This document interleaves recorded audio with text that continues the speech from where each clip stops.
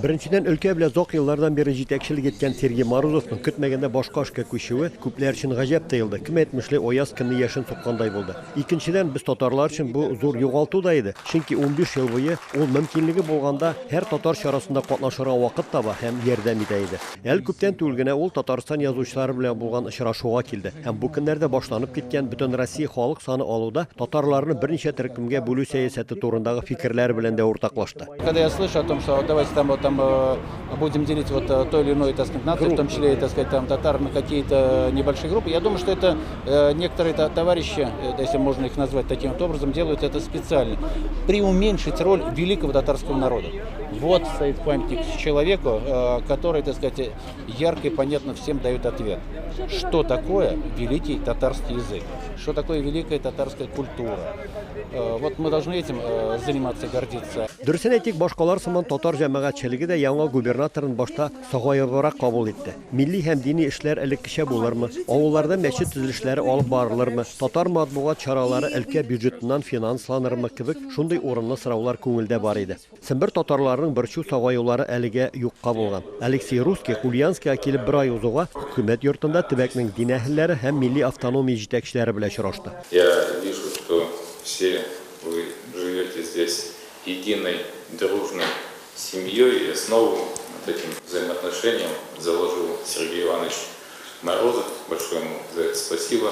Мы будем продолжать жить по этим же заложенным принципам.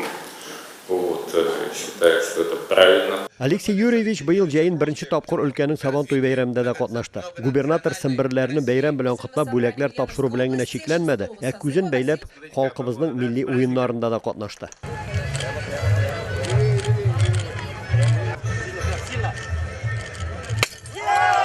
Күптән түгел генә булып узган сайлауларда КПРФ вәкиле Алексей Русских өлкә буенча 83,16% тавыш җыялды. Татарлар күпләп яши торган Иске Кулатка районы аны яклап 87,5% тавыш бирде. Моя искренняя признательность Коммунистической партии Российской Федерации, областной организации КПРФ за выдвижение моей кандидатуры на этот высокий пост, за поддержку на всем протяжении моей работы в Ульяновской области. Карантин булу сәбәпле яңа губернаторның инаугурация тантанасына чакырылучыларның саны бик нык шикләнгән булса да, анда ислам һәм православие дине вәкилләре белән бергә өлкәдә эшләүче милли автономия рәисләре дә чакырылу иде. Тантанада Татарстанны республиканың хөкүмәт рәисе урынбасары, Бөтендөнья татар конгрессының милли шура рәисе Васил Шайхразиев тәкъдим итте. Безнең Татарстан белән Ульян өлкәсендә һәр вакытта да бик матур дуслык күпере, күрше күпере эшләп торды. Алексей Юрьевич сайлау алдыннан берничә көн алдан